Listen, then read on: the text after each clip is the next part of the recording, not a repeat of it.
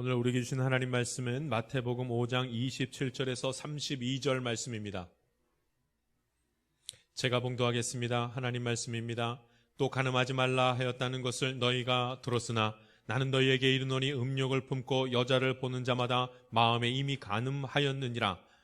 만일 내 오른눈이 너를 실족하게 하거든 빼어 내버리라. 내 백체 중 하나가 없어지고 온몸이 지옥에 던져지지 않는 것이 유익하며 또한 만일 내 오른손이 너로 실족하게 하거든 찍어 내버리라.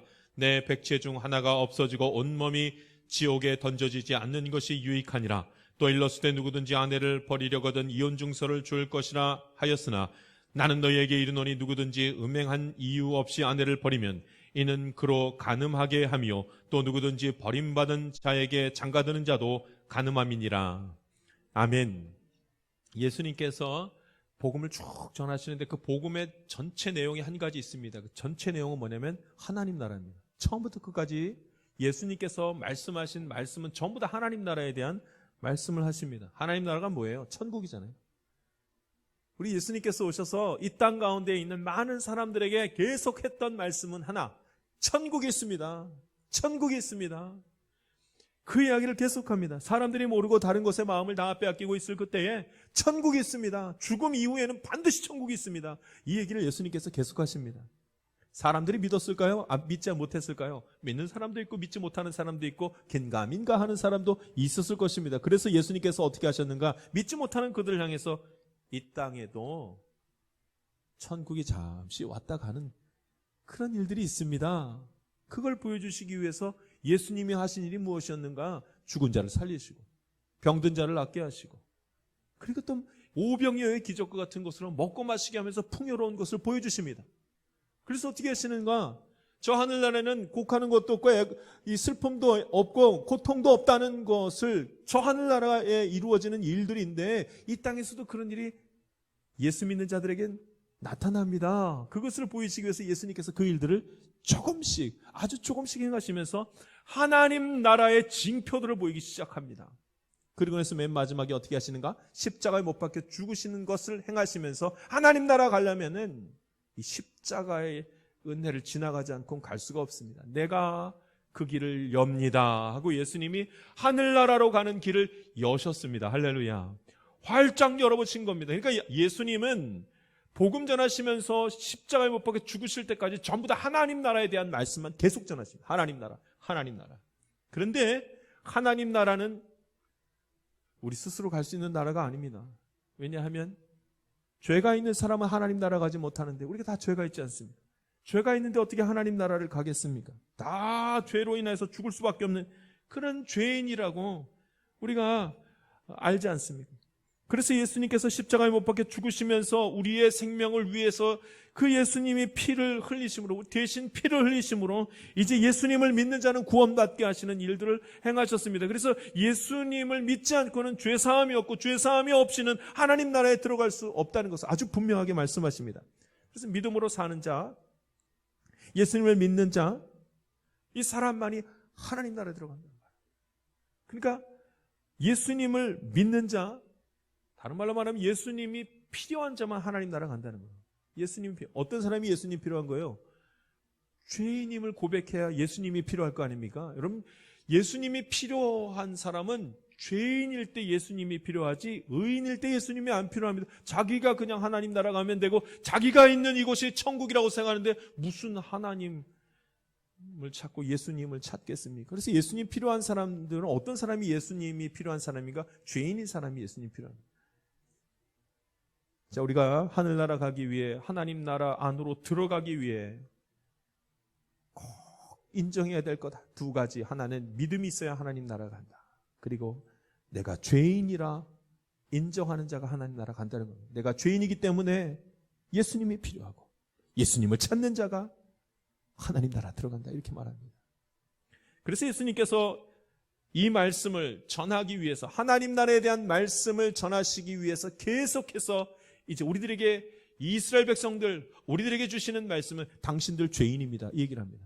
죄인인 걸 알아야 예수님을 찾고 예수님을 찾아야 하나님 나라 가기 때문에 계속해서 당신은 죄인입니다. 죄인입니다. 이것을 말씀합니다. 우리 지난주에 함께 말씀 나눈 말씀의 그 계명의 첫 번째 이제 말씀으로 나누어 주셨던 우리 하나님께서 예수님께서 말씀하셨던 말씀, 살인하지 말라. 살인하지 말라. 살인하지 말라 그랬더니 사람들이 전부 다 자기가 죄 있는 걸 모르고, 아이고, 살인하고 나랑 상관이 없습니다. 전부 다 그러는 거예요. 살인하고 나랑 상관이 없습니다. 그게 뭐예요? 나는 의인입니다. 그러니까 예수님 필요가 없죠. 그래서 예수님께서 어떻게 하십니까? 살인하지 말라의 의미, 율법을 재해석하시기 시작합니다. 살인하지 말라라는 뜻과 같은 죄의 무게를 가진 것은 마음에 미움이 가득한 자도 살인하는 죄와 같은 무게의 죄가 있는 것이라, 이렇게 말씀을 합니다. 그래, 그 말씀을 듣는 모든 죄의 자녀들, 내가 죄인인데 그냥 죄인이 아니라 꼭 살인한 자들과 똑같은 죄의 무게를 내가 가지고 있구나라고 이제 깨닫고 주님을 붙드는 것입니다. 예수님께서 계속 죄인인 것을 우리에게 알게 하십니다. 이제 오늘 말씀이 예수님이 두 번째로 이제 하시는 말씀입니다. 우리가 스스로 하나님 나라에 들어가지 못하는 이유를 설명하시면서 당신들이 죄인이기 때문에 하나님 나라에 결코 들어갈 수가 없습니다. 예수님을 믿지 아니하고서는 하나님 나라에 들어갈 자가 없습니다 하면서 죄인임을 다시 말씀하십니다. 그런데 오늘 말씀에는 인간의 의지로는 하나님 나라 못 갑니다.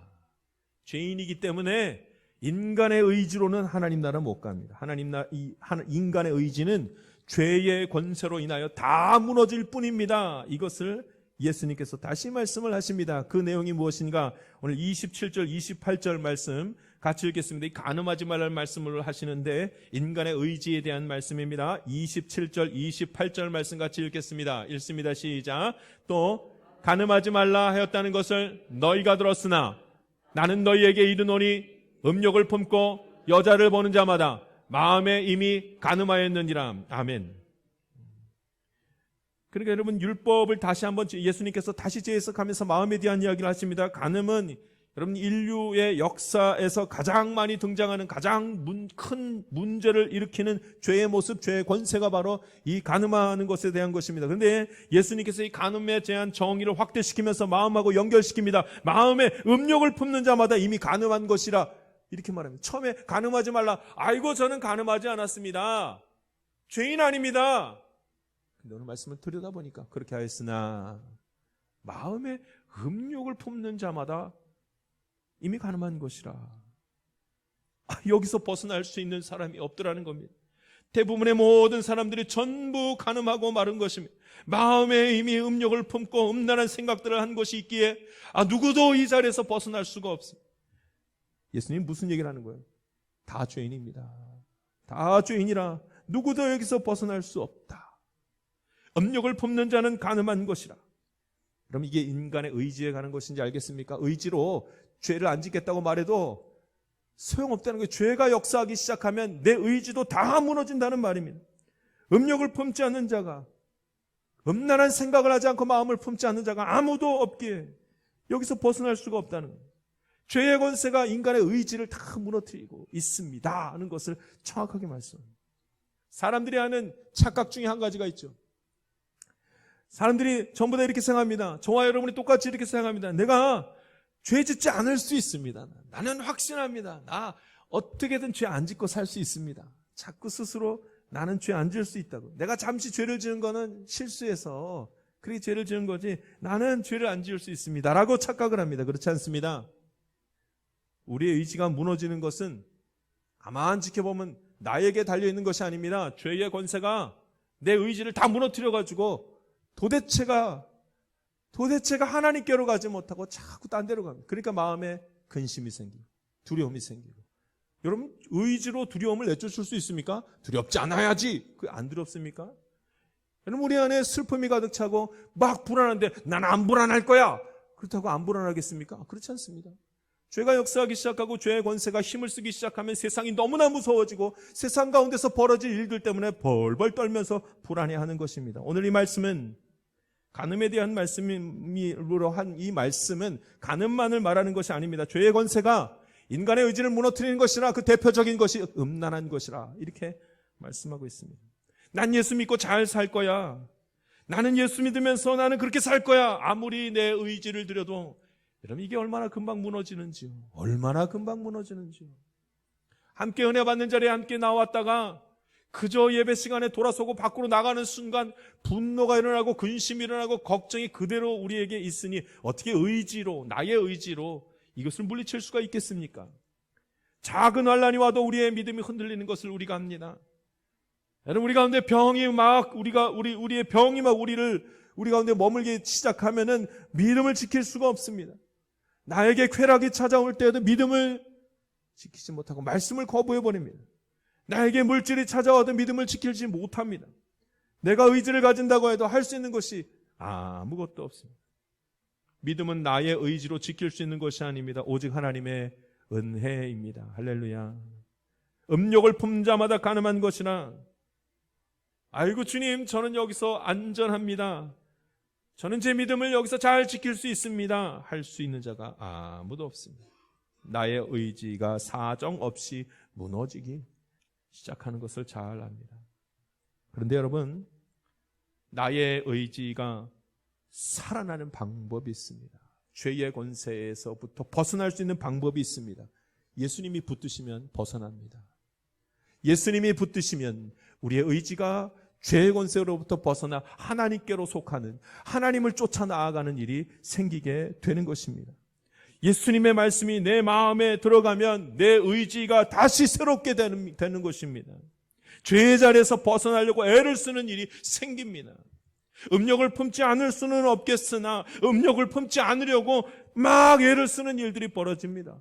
죄를 짓지 않을 수는 없으나 죄를 짓지 않으려고 발버둥 치는 그 의지가 살아나기 시작합니다. 말씀이 내 안에 머물 때. 저와 여러분이 죄의 권세가 나의 의지도 무너뜨릴 수밖에 없지만 하나님의 말씀을 내 안에 담는 순간 우리 주님께서 꼭 붙들어 주셔서 나의 의지가 주님께로 향하며 주의 은혜 가운데 속하는 일 하나님이 허락하실 줄 믿습니다.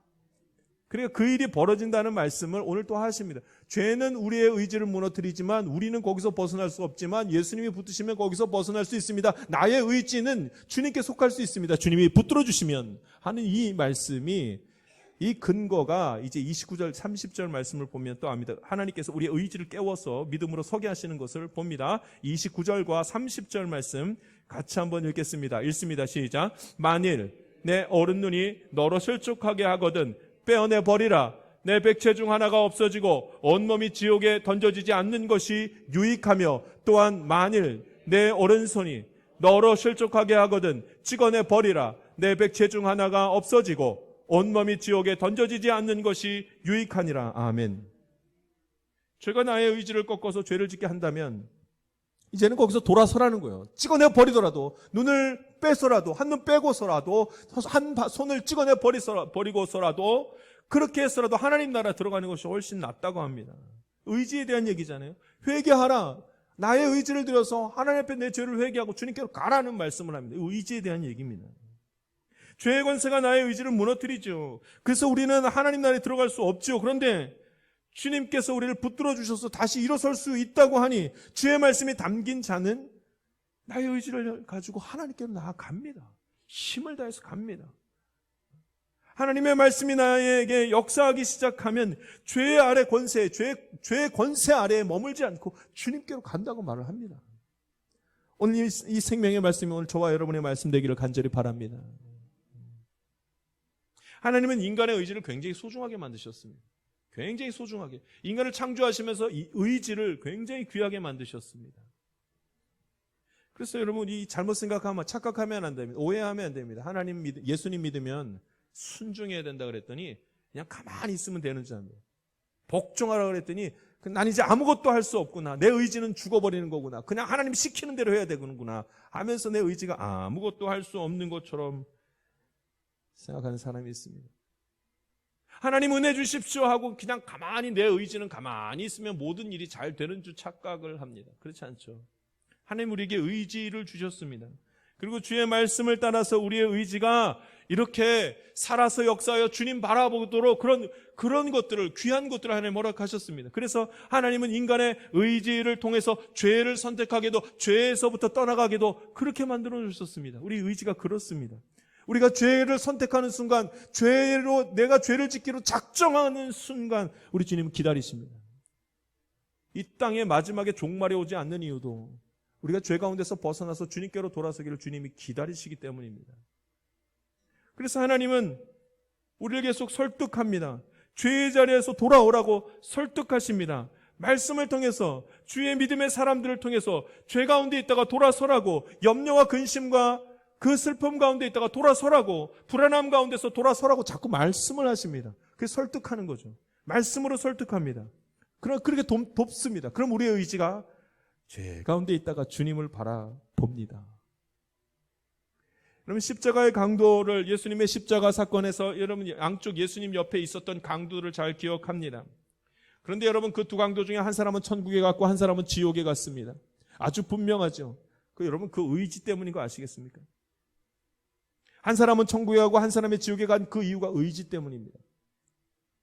두 사람이 이렇게 했는데 두 사람 다 전부 다 똑같은 환경 아닙니까? 이 땅에서 죄 지은 강도들 양쪽 다 있었습니다. 그런데 둘 다 예수님을 만났습니다. 십자가에서 예수님을 직접 보았습니다. 그리고 그들은 그 십자가에 오르기 전에 이미 예수님에 대한 이야기를 굉장히 많이 들었습니다. 하나님 나라에 대한 이야기도 같이 들었습니다. 이제 두 사람이 선택합니다. 한 사람이 말하기를, 예수님의 그 옆에 있었던 중에 한 사람이 말하기를, 당신이 정말 하나님의 아들이거든 나를 저 천국에 이르게 해주십시오 하고 자기의 의지를 들어서 예수님을 꼭 붙잡습니다. 그 사람이 천국 갔습니다. 근데 옆에 있었던 한 사람은 그 의지를 들어서 하나님의 말씀을 받아들이지 않고 밀어냅니다. 그랬더니 핀잔을 주면서 그런 일이 어디 있냐고. 그 사람 지옥 갔습니다. 천국과 지옥 가는 그 중간에 무엇이 있습니까? 여러분, 자기의 의지가, 말씀을 받아들인 사람은 자기의 의지가 주님께로 향하고, 말씀을 밀어낸 사람은 주님께로 향하는 것이 아니라 그 말씀을 멸시하며 지옥에 가는 엄청난 일이 벌어집니다. 여러분, 그 모든 것 가운데는 의지가 있습니다. 내 의지가 있습니다. 말씀과 결합된 내 의지가 있습니다. 우리는 강력한 죄의 권세 속에서 이제 결정을 해야 합니다. 죄를 지을 것인지 죄를 짓지 않을 것인지, 천국에 이르는 일들을 할 것인지, 아니면은 그저 사망에 이르는 길을 할 것인지, 일들을 할 것인지. 우리는 죄의 권세에서 우리 스스로가 이겨낼 수가 없습니다. 나의 의지는 죄의 권세에 늘 사로잡혀 있기 때문에 우리는 할 수가 없습니다. 그러나 예수님이 나를 붙들어 주시면, 내가 예수님의 이름을 부르면 예수님께서 나를 붙들어 주셔서 나의 의지가 주를 향하게 될 줄 믿습니다. 혹 눈을 하나 잃고 혹 손을 하나 잃을 만한 어려운 일들이, 어려운 상황이 놓여있는다 할지라도 오늘 저와 여러분이 주의 말씀을 붙들고 나의 의지가 주님께로 향하는 것을 저와 여러분이 보기를 간절히 바랍니다. 여러분들, 이 의지가, 인간의 의지가 마음과 생각에 의해서 결정되어집니다. 죄의 생각은 말씀까지도 이용해버립니다. 그러니까 이 의지가 생각과 마음에 의해서 결정된다는 것을 오늘 성경에서 또 말씀을 합니다. 이 의지가 얼마나 중요한지요. 의지가 말씀에 붙들림 바 되지 않으면 다 넘어질 수밖에 없는 것을 또다시 말씀을 하십니다. 우리 31절과 32절 말씀을 같이 한번 읽겠습니다. 31절과 32절 말씀입니다. 같이 읽습니다. 시작. 또 일렀으되 누구든지 아내를 버리려거든 이혼증서를 줄 것이라 하였으나 나는 너희에게 이르노니 누구든지 음행한 이유 없이 아내를 버리면 이는 그로 간음하게 하며 또 누구든지 버림받은 여자에게 장가드는 자도 간음함이니라. 아멘. 여러분, 이 말씀은 율법의 말씀 중에 하나 아닙니까? 이혼 증서를 줄 때만 그 아내와 이혼할 수 있다. 이거는 율법의 말씀입니다. 그런데 이건 이 율법에서 이혼을 할 수 있는, 이혼 증서를 줄 수 있는 경우는 어떤 경우인가? 그 아내가 부도덕한 일을 저질렀을 때에만 그와 이렇게 결별할 수 있는 근거가 되어서 이혼 증서를 줄 수 있는 겁니다. 아내가 잘못도 안 했는데 이혼 증서를 주는 것, 그건 이상한 일입니다. 그런데 지금 오늘 예수님께서 이스라엘 백성들한테 지적한 일이 무엇인가? 아내가 그런 이상한 나쁜 짓을 하지 않았는데도 불구하고 남편들이 이혼 증서를 아내한테 주면서, 자, 이혼 증서 여기 있으니까 이혼하자, 이렇게 해버린 겁니다. 말씀을 이용하는 거죠. 왜냐하면 자신이 이 아내와 살고 싶지 않으니까, 다른 여자가 더 좋아가지고 이 여자와 살고 싶지 않으니까 이혼하고 싶어서 이혼 증서를 이용합니다. 사실 그 당시에는 다른 이유 없이 이혼할 수 없었을 때였습니다. 지금하고 조금 상황이 다릅니다. 그런데 그렇게 이혼 증서를 이용합니다. 하나님의 말씀까지 이용해서 이혼하려고 했습니다. 왜냐하면 자기가 이미 마음속에 다른 여자를 품고 간음하는 일들이 시작되었기 때문입니다. 인간은 지, 정, 의 이 세 가지로 움직입니다. 지는 뭡니까? 지식 아닙니까? 내용 아닙니까? 머릿속, 생각. 정, 마음입니다. 감정, 마음들입니다. 마음에 무엇이 담겼냐에 따라 움직입니다. 세 번째, 의는 의지 아닙니까? 그러니까 마음과 생각에 무엇이 담겨져 있냐에 따라서 의지가 생겨서 그것을 한다는 말이죠. 이혼증서로 죄를 짓는 것은 어떤 과정을 통해서 죄를 짓는 것이겠습니까? 오늘 말씀을 가만 들여다보면 왜 남편이 아내에게 이혼증서를 톡 줬겠습니까? 마음속에 뭐가 들어온 거예요? 다른 여자가 들어와 버렸습니다. 마음속에. 그 다음에 마음속에 죄의 권세가 들어오니까, 마음속에 하나님의 말씀이 아니라 죄의 권세가 들어오기 시작하니까 그 다음에 생각을 합니다. 다른 여자가 마음속에 들어온 다음에는 생각을 합니다. 아, 성경에 이혼 증서를 주면 이혼할 수 있다고 했지 하면서 말씀까지도 이용해서 이제 죄를 지으려고 작정합니다. 자신의 죄를 감추고 합법적으로 그 여자를 아내로 삼을 준비를 합니다. 그래서 말씀을 이용해서 이혼 증서를 활용해서 하나님 괜찮잖아요, 말씀하신 거잖아요 하면서 타당성을 찾아서 이혼하려고 합니다. 결국 마음과 생각이 죄의 권세로 가득 차버리니까 그 다음에는 실행으로 옮깁니다. 의지가 담겨지게 됩니다. 다 무너진 거죠. 지, 정, 의가 다 무너집니다. 다윗의 범죄가 그러했죠. 어느 날 그가 부하의 아내 밧세바를 보았습니다. 보자마자 마음에 품었고, 마음에 품자마자 생각하기 시작합니다. 저 여자를 어떻게 내 아내로 맞이할까? 그래서 다윗은 자기의 부하를 전쟁터 중에서 가장 심각한 전쟁터에 내버려서 죽여버립니다. 생각하고 계획해버렸습니다. 마음에 품고 생각하고 계획한 다음에는 실행으로 옮깁니다. 마음에 품고 생각한 것을 실행으로 옮겨서 큰 죄를 저지릅니다. 다윗은 하나님을 너무도 사랑하는 하나님의 자녀입니다. 그런데 그가 죄의 권세 앞에 다 무너져 내렸습니다. 지, 정, 의가 다 무너져 내렸습니다. 그 중에 제일 중심에는 마음과 생각이 무너지니까 의지도 다 무너져 버렸다는 사실입니다. 인간의 의지는 하나님이 주신 귀한 선물입니다. 그렇기 때문에 이 우리의 의지가 선한 것을 따라가려면 말씀이 담겨져 있어야 됩니다. 하나님의 말씀을 들은 자들이 스스로 일어나서 주님을 바라보게 되어져 있습니다. 아무리 죄의 권세가 강력해서 우리를 힘들게 해도, 차라리 눈을 빼어줄지라도, 한 눈을 빼어주고 한 손이 잘려져 나갈지라도 지옥이 아니라 천국을 향한 소망을 가질 수 있는 것은 말씀을 따라 살아갈 때입니다. 말씀이 담겨져 있을 때입니다. 그래서 예수님은 우리가 하나님 나라에 들어가게 하기 위해서 율법을 재해석합니다. 율법을 재해석하면서 이제 하시는 말씀이 인간의 의지로서는 간음을 이기지 못한다고 단언하면서 모두 음욕을 그 마음에 품고 있는 것이라 말씀하시면서 거기서 벗어날 수 있는 방법은 말씀으로 그 의지를 깨우는 것밖에 없다라고 말씀합니다. 모두 다 죄인이라는 말씀을, 음욕을 품게 되고 마음에 가는 이 음란한 생각을 하는 모든 것이 다 전부 다 죄인 될 수밖에 없는 것을 말씀합니다. 여러분, 어떻게 하나님 나라에 들어가겠습니까? 우리 다 죄인인데 우리의 의지까지도 다 무너져 내리는데 어떻게 하나님 나라 들어가겠습니까?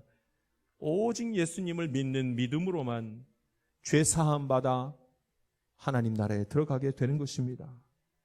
말씀이 나의 생각과 마음속에 담겨져 있어야지만 내 의지가 주님을 향할 수 있는 것입니다. 할렐루야. 그래서 우리 사순절 기간 내내, 여러분 지난주에 나눠드렸던 우리 사순절 묵상 노트가 있습니다.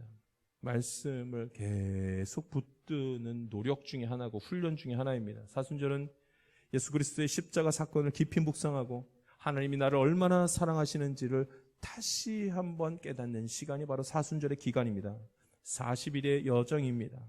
그래서 우리 모두는 이제 계속 말씀 묵상 노트를 통해서 말씀을 보고 말씀에 순종하여 금식하고 말씀을 듣고 말씀을 묵상하고 말씀의 내용들을 적어보면서 말씀을 머리에 담고 가슴에 담음으로 내 의지가 주님께로 향하는 그 일들을 서로 함께 감당할 수 있게 되기를 원합니다. 그렇지 않으면 죄의 권세가 우리를 완전히 무너뜨리고 완전히 우리의 이 겉모습과 속사람이 전부 다 무너져 내려 사망 권세로 이르게 되는 안타까운 일이 벌어지는 것입니다. 오직 말씀을 죽을 힘을 다해서 가까이 하는 저와 여러분의 삶 되기를 간절히 바랍니다. 기도하겠습니다. 살아계신 하나님 아버지, 오늘도 주님의 말씀 붙들게 하시니 감사드립니다. 죄의 역사가 우리의 의지조차도 사정없이 무너뜨리는 것을 잘 알게 하셨으니 이제 예수님 말씀 붙들고 내 의지가 주를 향하며 주님 따라가는 삶 살아갈 수 있도록 주님 인도하여 주시옵소서. 오늘도 우리 주님 함께 하심에 감사드리며 예수님의 이름으로 기도하옵나이다. 아멘. 세상 가운데로 나아가는 성도 여러분, 우리 중 그 어느 누구도 죄의 권세 아래 있지 않은 자가 없습니다. 죄가 시키는 대로 하며 죄가 섬기라는 것을 섬기면서 그렇게 살아갑니다. 그러나 더욱 안타까운 사실은 이 모든 일이 사단이 속인 일이라는 사실을 우리가 잘 알지 못한다는 것입니다. 우리가 정말로 은혜 받은 때는 내가 죄인임을 깨닫고 탄식하며 주님을 찾고 또 찾을 때입니다. 나의 의지조차도 죄의 영향력 아래에 있음을 고백합시다. 내가 할 수 있는 것이 아니라 하나님이 나를 도우셔야지만 이 무서운 어둠의 터널에서 지나갈 수 있습니다. 십자가의 능력, 다시 사신 우리 구주 예수님을 묵상하며 이번 한 주도 주와 함께 동행하는 삶 살아가기를 원합니다. 지금은 우리 구주 예수 그리스도의 은혜와 하나님의 놀라우신 사랑과 성령님의 감동감화 교통 충만하신 은총이 내 모든 것을 주님께 맡기며 살기를 원하는 하나님의 귀한 자녀들 가운데 지금부터 영원토록 함께하기를 간절히 축원하옵나이다. 아멘.